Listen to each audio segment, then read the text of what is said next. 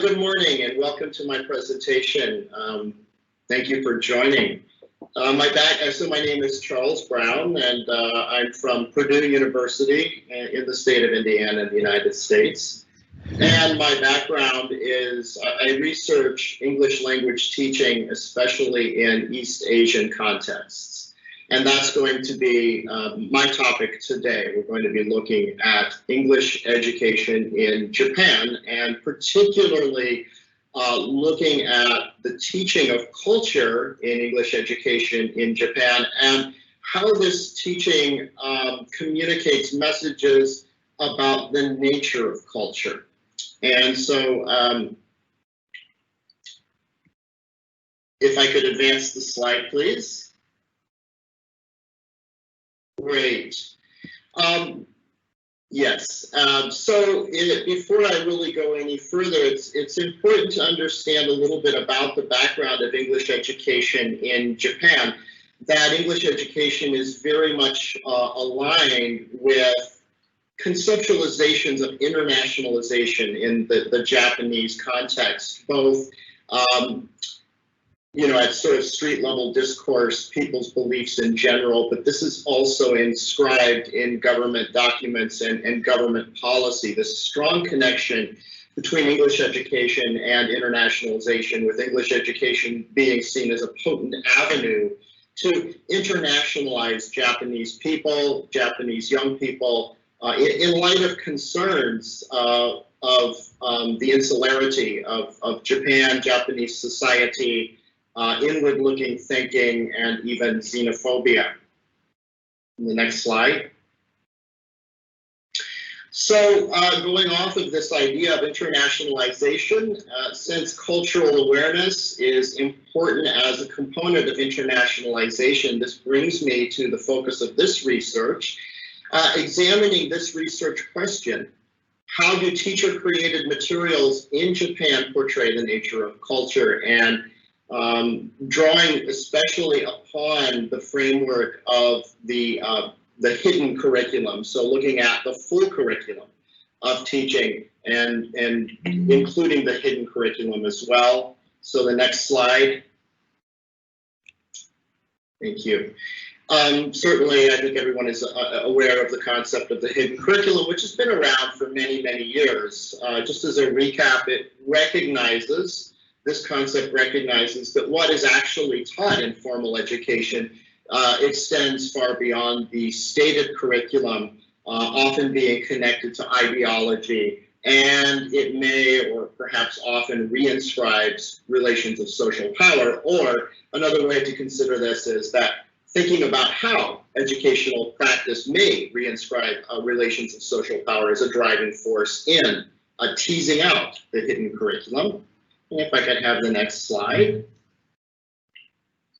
The hidden curriculum, the manifestations of the hidden curriculum are numerous, especially these three teacher actions, what teachers actually do in the classroom. Their behavior can convey messages, can teach messages, hidden curriculum type messages.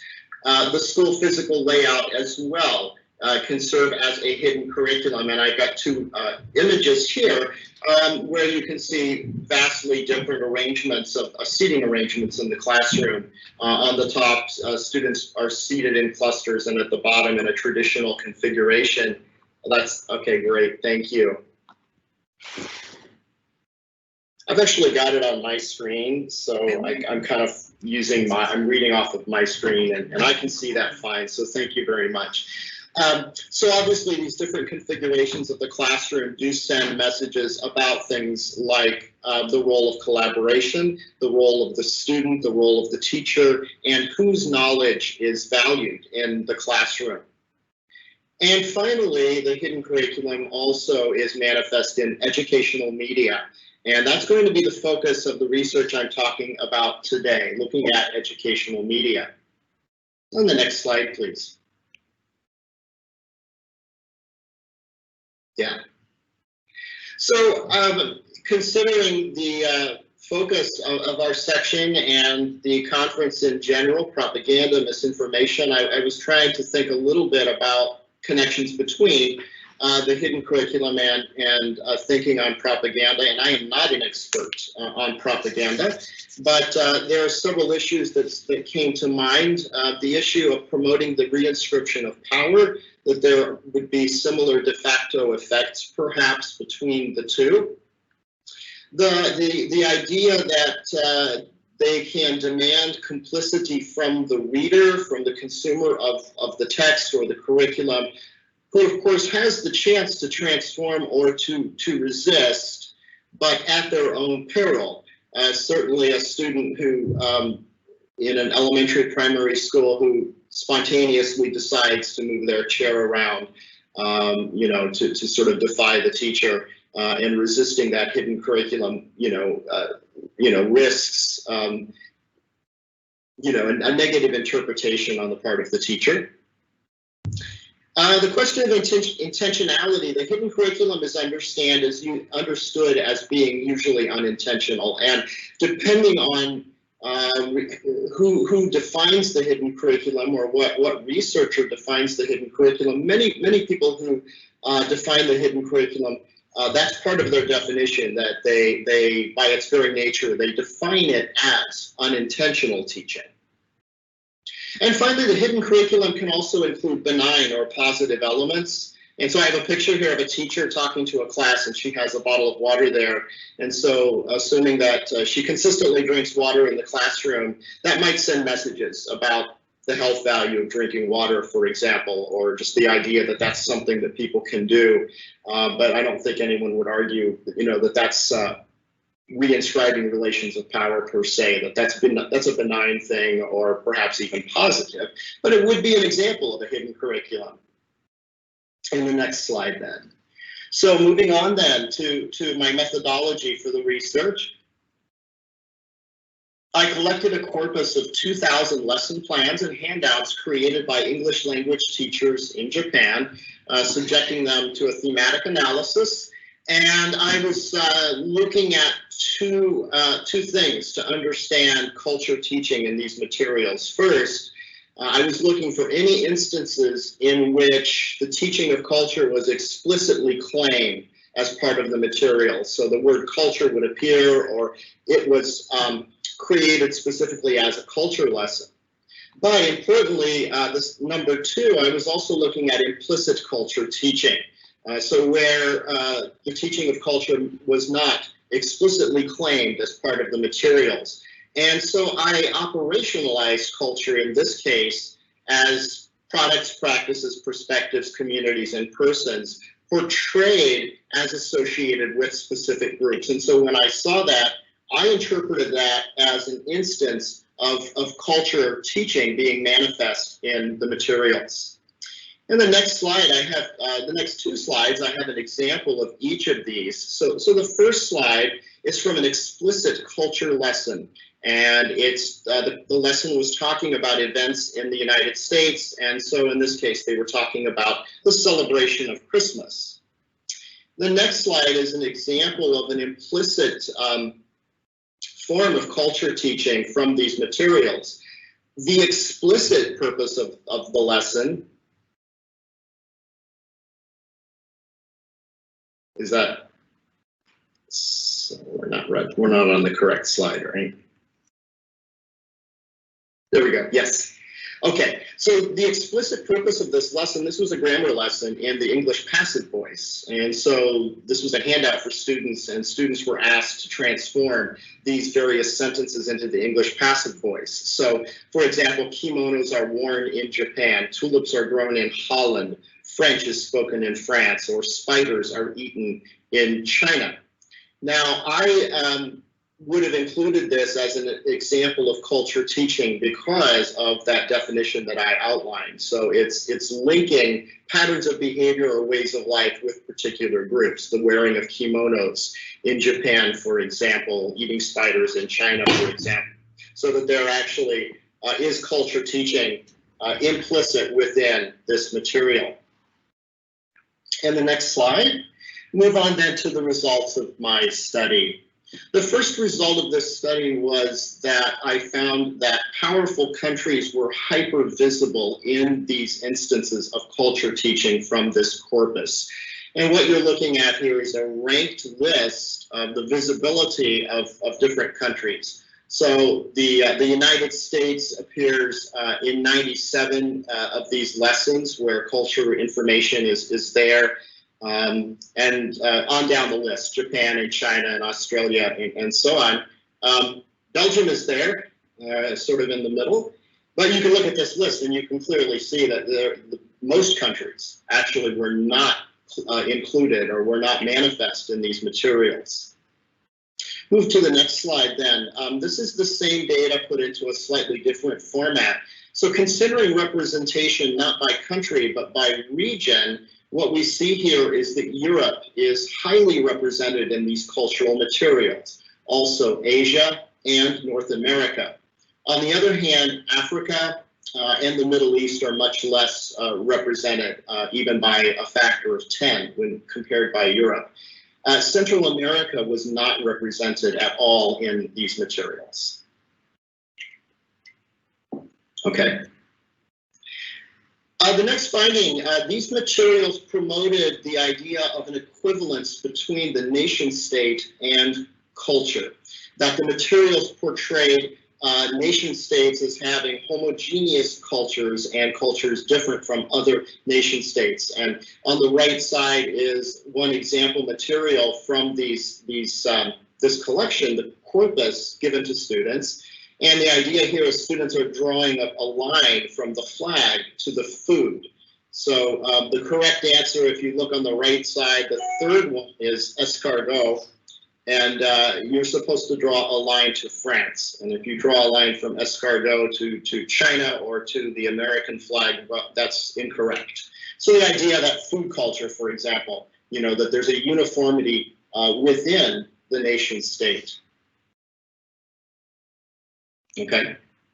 And the next finding, so going off of this idea of uniform homogeneous cultures within nation states, those homogeneous cultures were portrayed as aligned or owned by powerful groups within each of these nation states.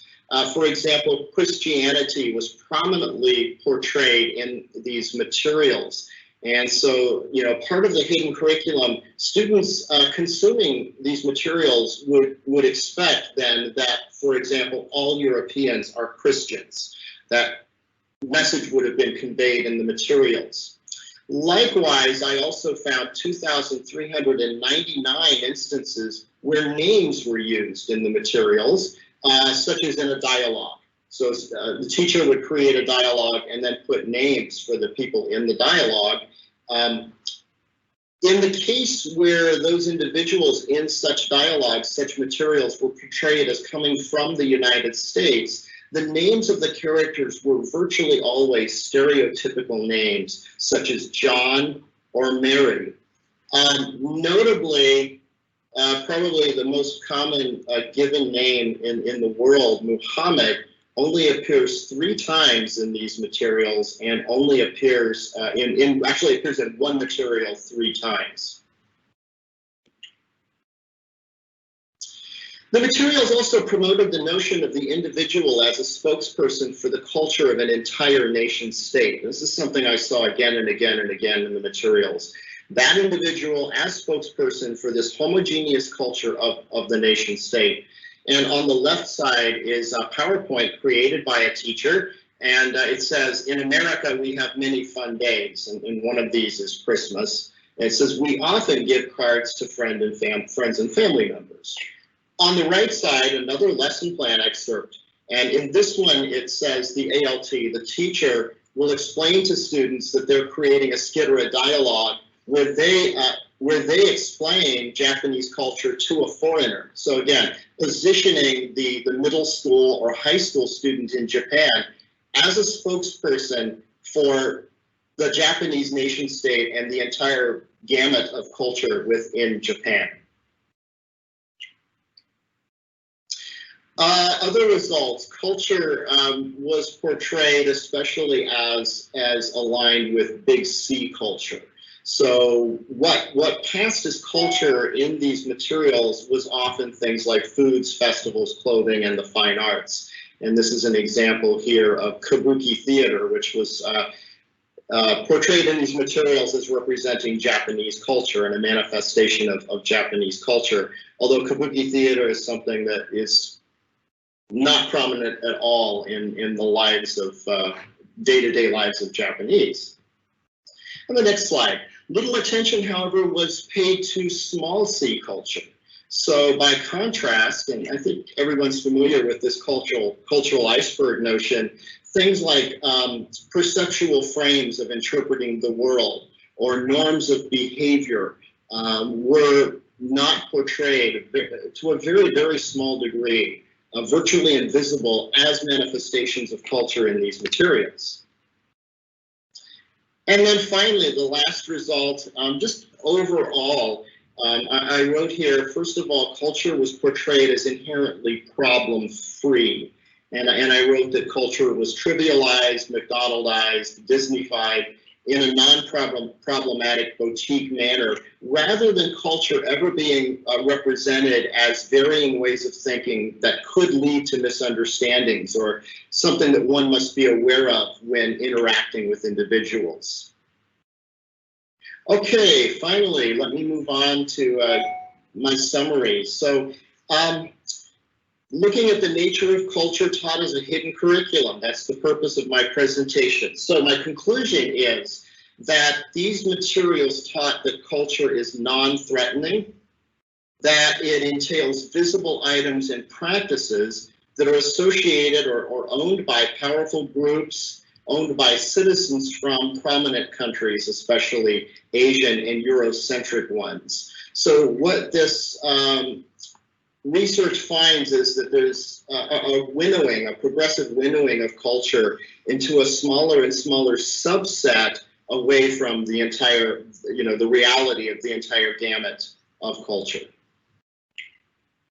My conclusion, I believe that what we see here is what I refer to as confirmatory education, so that this sort of teaching really just confirms what students already think they know about the nature of culture based on media portrayals, rather than challenging or transforming these sorts of mainstream pop culture media portrayals of culture.